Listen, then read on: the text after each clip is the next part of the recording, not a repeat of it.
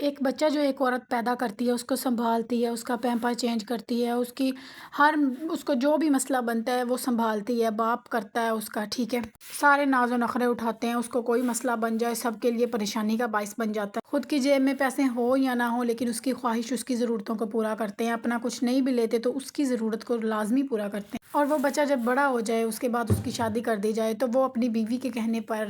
آ کر، اس کی باتوں میں آ کر اپنے ہی ماں سے لڑائی جھگڑے کرتے ہیں، اپنی ماں کو علیحدہ کر دیتے ہیں یا اپنی ماں سے علیحدہ ہو جاتے ہیں۔ وہ ماں جس نے بچپن میں سنبھالا اس کے بنا نہیں رہتی، ٹھیک ہے۔ بیویوں کا اپنا حق ہوتا ہے، والدین کا اپنا حق ہوتا ہے، اور والدین کا حق ہمیشہ بیوی سے بڑا ہوتا ہے۔ والدین اور بیوی کو نا لوگوں نے کمپیئر کیا ہوا ہے، جبکہ کمپیئر ان کے کوئی کمپیریزن ہی نہیں ہے، ان کو کمپیئر ہی نہیں کرنا چاہیے۔ والدین ایک ماں باپ ہیں، ٹھیک ہے، اور ایک وائف ہے، وائف کا ایک الگ کیٹیگری ہے اور والدین کی ایک الگ کیٹیگری ہے۔ وہ کہتے ہیں نا کہ ساس بھی کبھی بہو تھی، یہ جب ابھی بہو جو ہے نا، اس نے جب ساس بننا ہے نا، اس نے پھر ساس والی حرکتیں ہی کرنی ہیں۔ جب انسان کا مائنڈ ہو جاتا ہے نا، جب انسان عمر میں بڑا ہو جاتا ہے تو پھر اس کے بعد اس کے اندر وہ چینجنگ آنے لگ جاتی ہے، وہ بچوں جیسا پیش آنے لگ جاتے ہیں، چھوٹی چھوٹی بات پہ ہنگارے بھرنا، چھوٹی چھوٹی بات پہ لڑنا، یہ سب کچھ برداشت کرنی پڑتی ہیں۔ اور یہ بھی 100% سچ ہے، جو آج ہم نے کرنا ہے وہ کل کو بھرنا ہے۔ اب بہو کے گھر پہ اگر اس کا بھائی اس کی اپنی ماں کے ساتھ اس طرح کا سلوک کرے تو بھابھی غلط ہے، ٹھیک ہے۔ اگر اپنے گھر میں وہ اپنی ساس کے ساتھ کچھ ایسا کرے تو پھر کہتے ہیں جی نہیں میں صحیح ہوں، ساس غلط ہے، جبکہ ادھر میری امی بالکل ٹھیک ہے، وہ بہو غلط ہے۔ تو یہ دیکھیں، یہ کمپیریزن ہے ہی نہیں۔ بیٹے کو خاص طور یہ بہوؤں کے لیے نہیں میں کہہ رہی ہے، بیٹے کے لیے کہہ رہی ہوں، بیٹے کو ہمیشہ یہ سوچ کر چلنا چاہیے جس ماں نے پالا،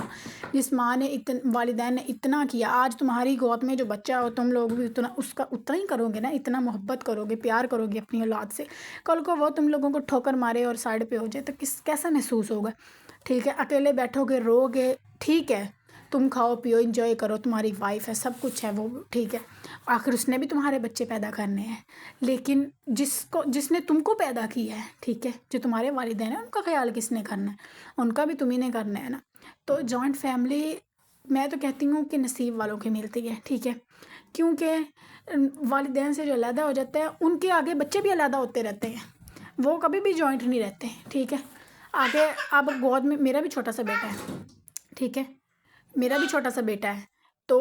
ہم علیحدہ ہیں تو یہ بھی علیحدہ ہوگا، ٹھیک ہے۔ یہ کبھی مت سوچیں کہ ہم نے کیا ہے تو ہم نے بھرنا نہیں ہے، ٹھیک ہے۔